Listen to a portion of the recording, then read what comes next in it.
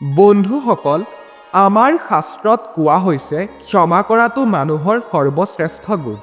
যিয়ে ক্ষমা কৰিব জানে তেওঁ ভগৱানৰ আটাইতকৈ প্ৰিয়। কিন্তু গৰুড় পুৰাণ আৰু চাণক্য নীতিত এনে কিছুমান কথাৰ উল্লেখ আছে যিয়ে আমাক সতৰ্ক কৰি দিয়ে। জীৱনত এনেকুৱা কিছুমান পৰিস্থিতি আহে য'ত ক্ষমা কৰাটো মহানতা নহয়, বৰঞ্চ মূৰ্খামিহে হৈ পৰে। আজিৰ এই ভিডিঅ'টোত আমি এনে তিনি ধৰণৰ মানুহৰ কথা ক'ম যাৰ ভুলবোৰক আপুনি কেতিয়াও ক্ষমা কৰা উচিত নহয়। লাগিলে তেওঁ আপোনাৰ ভৰিত ধৰি কান্দিব পাৰে, কিন্তু তেওঁক দ্বিতীয়বাৰ সুযোগ দিয়াৰ অৰ্থ হ'ল নিজৰ জীৱনটো নিজ হাতেৰে ধ্বংস কৰা। কোন সেই তিনিজন ব্যক্তি জানিবলৈ ভিডিঅ'টো শেষলৈকে নিশ্চয় চাব। প্ৰথম ব্যক্তিজন হৈছে যিয়ে আপোনাৰ বিশ্বাস আৰু চৰিত্ৰৰ ওপৰত দাগ লগায়। বন্ধুসকল, বিশ্বাস আইনাৰ দৰে। এবাৰ যদি ই ভাঙি যায় তেন্তে আপুনি জোৰা লগাব নিশ্চয় পাৰিব, কিন্তু সেই ফাটৰ চিনটো বা সেই যি দাগৰ চিন সেইটো চিৰদিনলৈ থাকি যাব। যি মানুহে আপোনাৰ লগত থাকি আপোনাৰেই নিমখ খাই আপোনাৰেই বিশ্বাসঘাতকতা কৰে তেওঁ কেতিয়াও ক্ষমা নকৰিব। মনত ৰাখিব, ভুল এবাৰ হয়, দুবাৰ হয়, কিন্তু বিশ্বাসঘাতকতা ই ভুল নহয়, ই এটা সিদ্ধান্ত যি কেতিয়াও শেষ নহয়। যেতিয়া কোনোবাই আপোনাৰ গোপন কথা জানি লয় আৰু আপোনাৰ দুৰ্বলতাক লৈ সমাজত আপোনাক অপমান কৰে, আপোনাৰ চৰিত্ৰত দাগ লগায়, তেন্তে বুজি ল'ব যে সেই মানুহজন আপোনাৰ বন্ধু কেতিয়াও হ'বই নোৱাৰে।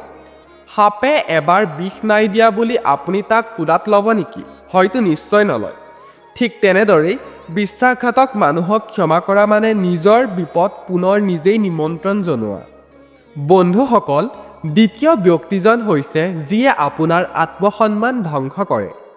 চাণক্যই কৈছিল, প্ৰাণতকৈও বেছি প্ৰিয় হ'ল আত্মসন্মান। যি মানুহে আপোনাক বাৰে বাৰে সমাজৰ আগত, বন্ধুবৰ্গৰ আগত অপমান কৰে, সৰু কৰি দেখাবলৈ চেষ্টা কৰে, তেওঁক কেতিয়াও ক্ষমা নকৰিব।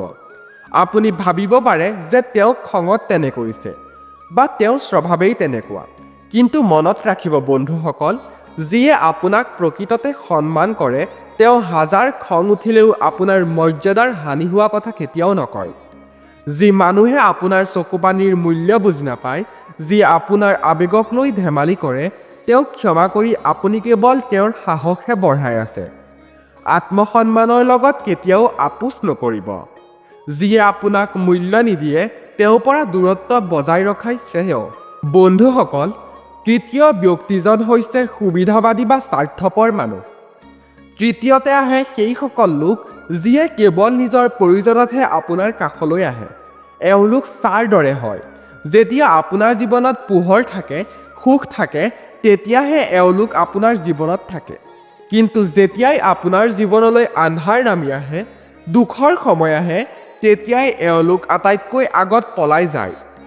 বন্ধুসকল, মহাভাৰতত আমি দেখিছিলোঁ যে কেনেকৈ সুবিধাবাদী মানুহে সময়ত পক্ষ সলনি কৰে।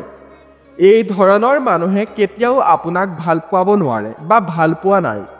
এওঁলোকে কেৱল আপোনাৰ পৰা কিবা পাবলৈহে ভাল ব্যৱহাৰ কৰিছিল। যেতিয়া আপুনি বুজি পাব যে মানুহজন কেৱল স্বাৰ্থৰ বাবে আপোনাৰ লগত আছে, তেতিয়াই তেওঁক জীৱনৰ পৰা বিদায় দিয়ক। তেওঁ কান্দিলেও ক্ষমা নকৰিব, কাৰণ এনে ব্যক্তি কেতিয়াও ক্ষমাৰ যোগ্য নহয়। বন্ধুসকল, ক্ষমা কৰাটো ভাল, কিন্তু ক'ত ক্ষমা কৰিব লাগে আৰু ক'ত ক্ষমা কৰিব নালাগে সেই জ্ঞান থকাটো অতি প্ৰয়োজনীয়। ভগৱান শ্ৰীকৃষ্ণই কৈছিলে, পাপীক প্ৰশ্ৰয় দিয়াটো এটা মহাপাপ যি কেতিয়াও ক্ষমা কৰিব নোৱাৰি। নিজৰ জীৱনক সুন্দৰ কৰিবলৈ এই তিনি ধৰণৰ ব্যক্তিৰ পৰা সদায় আঁতৰি থাকক। আপোনাৰ সুখ আপোনাৰ নিজৰ হাতত থাকিব। আপুনিও যদি ভগৱান শ্ৰীকৃষ্ণৰ এই কথাবোৰ সত্য বুলি ভাবে, তেন্তে কমেণ্টত এবাৰ জয় শ্ৰীকৃষ্ণ লিখিবলৈ নাপাহৰিব। কোনে জানে, হয়তো আপোনাৰ এটা কমেণ্টে আপোনাৰ জীৱনলৈ পজিটিভিটি কঢ়িয়াই আনিব পাৰে। এনেকুৱা ধৰণৰ জীৱন সলনি কৰিব পৰা ভিডিঅ' নিতৌ চাবৰ বাবে আমাৰ অসমীয়া জ্ঞান চক্ৰ চেনেলটো ছাবস্ক্ৰাইব কৰিবলৈ নাপাহৰিব। আকৌ লগ পাম পৰৱৰ্তী ভিডিঅ'ত। তেতিয়ালৈকে সুখে থাকক, সাৱধানে থাকক। ধন্যবাদ। জয় শ্ৰীকৃষ্ণ।